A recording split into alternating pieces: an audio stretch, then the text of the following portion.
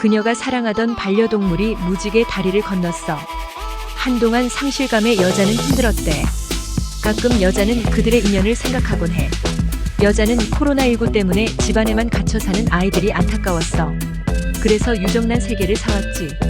부화기에 유정란 3개를 넣고 아이들과 매일 기다렸어. 귀여운 병아리들을 말이지. 여자는 아이들과 함께 병아리들에게 이름을 지어줬어. 럭키, 사랑이, 피닉스.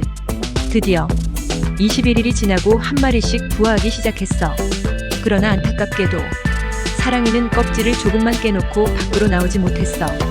여자는 그때 사랑이가 껍질을 깨고 나오게 도와줬어야 하나 생각을 했었지.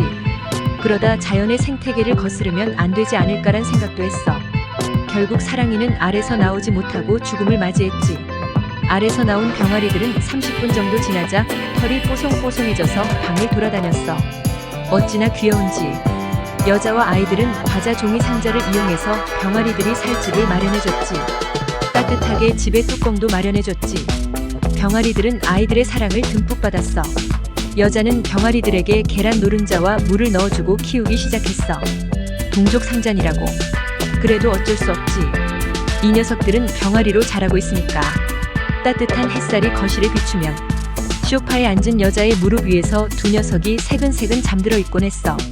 여자가 병아리를 산책을 시키기 위해 아파트 마당에 데리고 나가면 두 날개를 펼치고 여자를 따라왔지.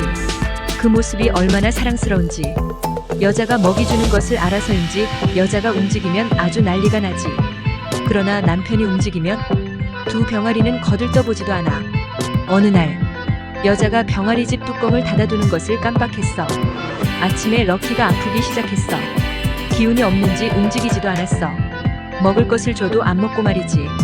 여자는 럭키가 잘못될까 불안했어. 약국에서 항생제를 사서 먹였지. 그렇게 불안한 마음을 안고 아침이 되었어. 허걱. 다음날 아침 언제 그랬냐는 듯 럭키는 생생하게 집안을 돌아다니고 있었어. 거실을 활보하기 시작한 거지. 여자는 과일을 아주 얇게 썰어서 먹이고 곡식은 잘 빻아서 먹였어. 물론 영양식도 따로 해먹었지. 어찌나 사랑스러운지 명절에 시댁에 가야 할 때도 종이박스에 두 녀석을 데리고 내려갔지. 친척 아이들도 병아리들을 보기 위해 몰려들었어.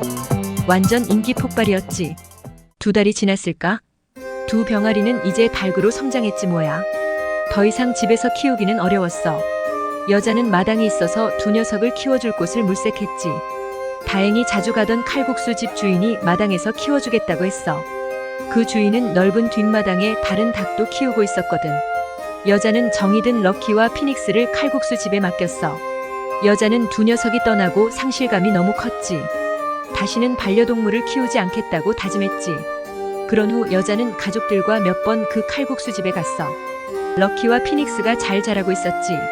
몇 달 후 여자가 그 집을 방문했을 때 럭키와 피닉스는 보이지 않았어. 두 녀석은 이 생에서 삶을 잘 마무리했을까? 다음 생에는 사람으로 태어나 사랑을 듬뿍 받기를. 끝까지 시청해주셔서 감사합니다.